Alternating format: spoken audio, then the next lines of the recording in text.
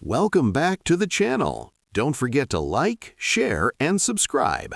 Today, we'll explore professional LUT packs inside Photoshop. Open your image in Photoshop and make sure your basic exposure and color corrections are already done. Professional LUT packs work best when the image is clean and balanced. Go to the Adjustments panel and add a Color Lookup adjustment layer. In the Properties panel, click on the LUT drop-down and load external LUT files if needed. As you preview different LUTs, focus on how they affect shadows, highlights, and skin tones. Choose a LUT that gives a strong professional base without destroying details. Lower the opacity to blend the LUT naturally.